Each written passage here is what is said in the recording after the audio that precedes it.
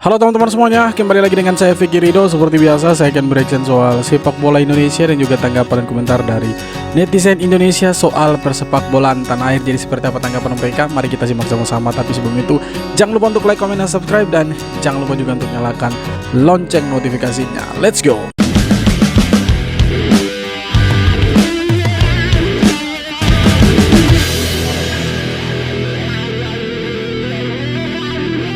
Harimau Malaya wajib menang game ini. Malam Mimpi. ni geng, Timnas Indonesia akan bertemu Timnas Malaysia dalam semifinal Piala AFF bawah 19 tahun. Bila dua pasukan jiran serumpun ini bertemu, tak kisahlah skuad utama atau bawah 19 tahun, semestinya kita akan disajikan dengan perlawanan yang sengit. Kedua-dua pasukan akan bertanding bukan saja untuk tempat kat finals, tapi lebih penting lagi untuk mempertahankan maruah fans negara masing-masing. Untuk Setuju.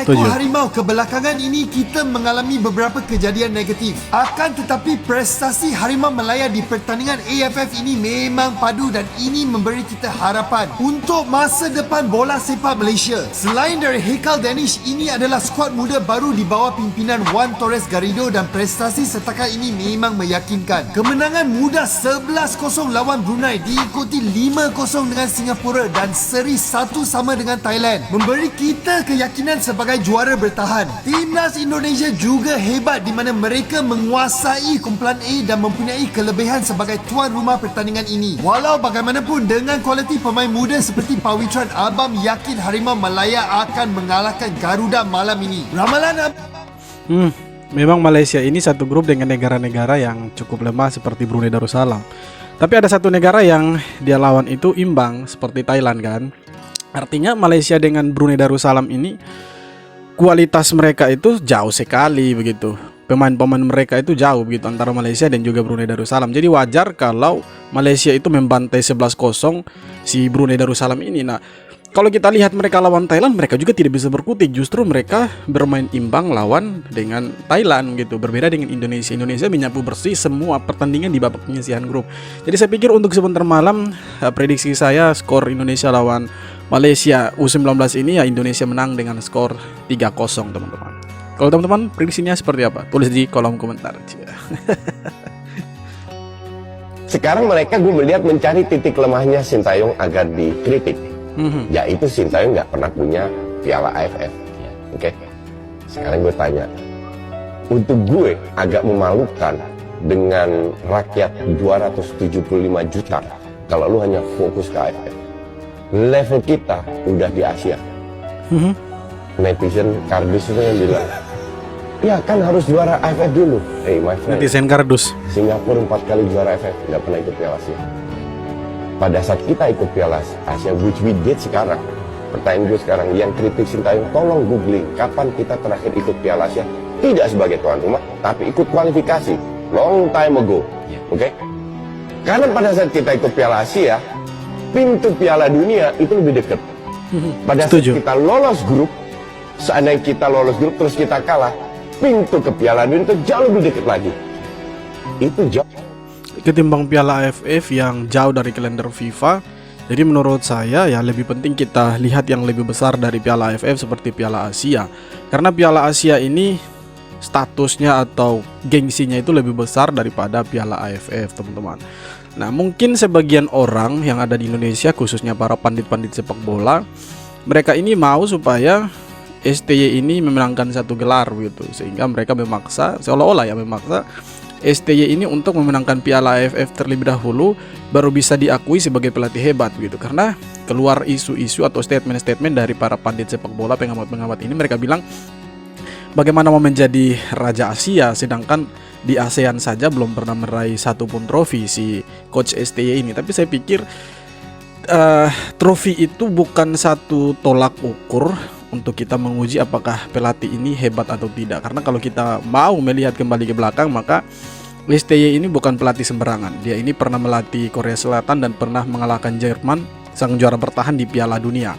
Nah, itu yang mereka tidak lihat teman-teman. Yang mereka lihat ini sekedar menang, kalah. Kalau menang ya mereka diam, kalau kalah mereka kritik habis-habisan sama STY, mencari-cari kesalahan STY untuk bisa dikritik. Kemudian mereka selalu membawa Piala AFF. Apapun yang mereka bicarakan, apapun yang mereka bahas, selalu mereka katakan bahwa STY ini harus memenangkan Piala AFF terlebih dahulu, baru bisa dianggap sebagai pelatih hebat di Indonesia. Padahal STY juga membawa timnas Indonesia itu peringkatnya yang dari 170-an, sekarang naik menjadi 133, bahkan ada di atas Malaysia. Saya pikir mereka juga tahu soal ini, tetapi mereka mencoba untuk menutup mata dan tidak mau melihat prestasi STY dari sisi yang lain, begitu teman-teman. Jadi sekali lagi saya pikir STY ini yang membawa perubahan untuk sepak bola Indonesia, tidak ada orang lain. STY dan pemain-pemainnya dan juga Federasi Sepak Bola Indonesia yang merubah wajah sepak bola Indonesia. Udah santai aja. Sama ini satu lagi fenomena. Apa itu, Timnas Bang? kita kalau kelompok usia bagus, ketika senior jelek dari dulu. Iya. Betul. Apa bang alasannya? Yang abang tahu? Karena kompetisi keluarga. Salah. Apa? Pemain tidak tahu bahwasannya dia adalah seorang profesional atlet. Abang nggak tahu bang, kelompok usia masih bisa diatur pelatih, senior udah nggak bisa. Di situ ya. Ya dunia malam dia.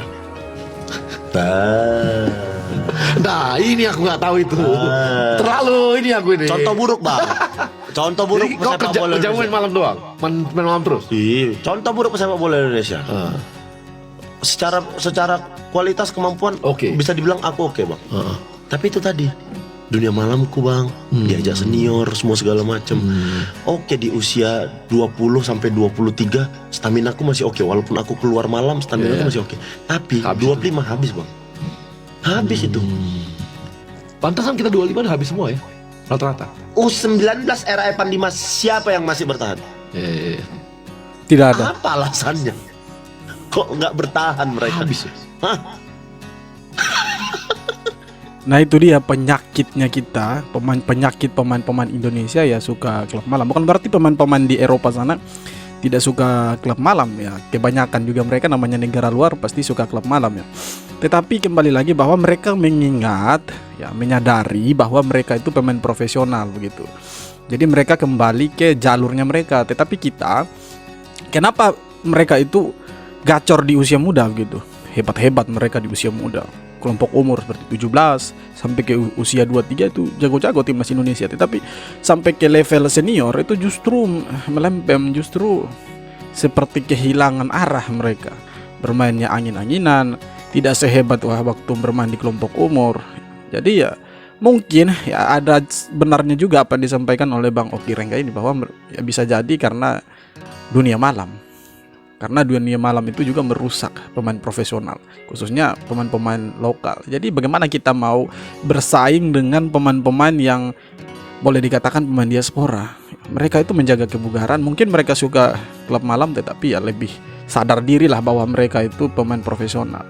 Jadi kurang-kurangilah dunia malam untuk para pemain profesional khususnya yang ada di Indonesia, supaya bisa bersaing dengan pemain-pemain diaspora. Jangan sampai pemain diaspora lebih mendominasi begitu ya, walaupun mereka juga orang-orang Indonesia, tetapi ya karena ada statement bahwa pemain lokal dan pemain diaspora ya, kalau mau bersaing dengan mereka ya silahkan gitu.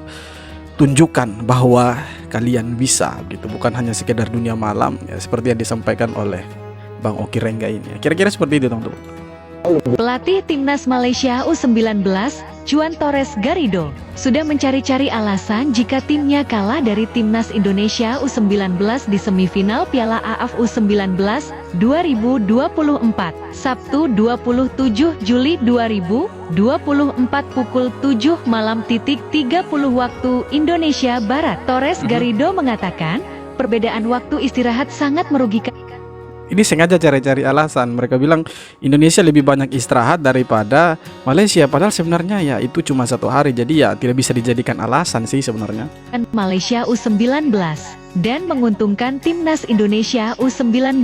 Sekadar diketahui, Malaysia U19 melakoni laga pamungkas grup C kontra Thailand U19 pada Kamis 25 Juli 2024 sore waktu Indonesia Barat. Hanya beristirahat 1 hari, skuad Harimau Muda julukan Malaysia U19 sudah harus melakoni laga semifinal kontra Timnas Indonesia U19 pada Sabtu, 27 Juli 2024 pukul 7 malam titik 30 waktu Indonesia Barat. Pelatih Ya, sebenarnya ini bisa dijadikan satu peluang untuk Indonesia untuk mencuri kemenangan karena Indonesia punya lebih banyak spare waktu untuk beristirahat begitu daripada Malaysia. Nah, kalau sampai kita kalah, ini akan jadi satu aib untuk Indonesia dan kita akan diolok-olok terus oleh orang-orang Malaysia bahwa Harimau Malaya lebih jago dari Garuda Indonesia. Tetapi saya pikir Indonesia punya keunggulan di mana kita bermain di kandang sendiri dan didukung oleh supporter sendiri.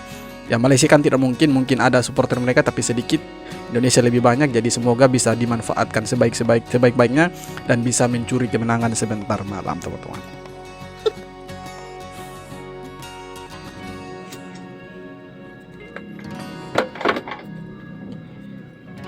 Assalamualaikum, jumpa lagi di channelnya Monster Biru. Terima kasih yang sudah subscribe, like, komen, dan bagikan. Semoga channel ini makin bisa berkembang. Matur suwun. U19 sudah fase gugur ya, sudah masuk semifinal. Ada yang aneh. Apa yang aneh, Bang? Ada yang aneh. Apa itu, Bang? Cepat, Bang, omongnya itu cepat. Apa yang aneh? Kok pengamat kita itu Tommy Willy Towel pasif banget nih sama Coach Indra sama U19 sekarang nih.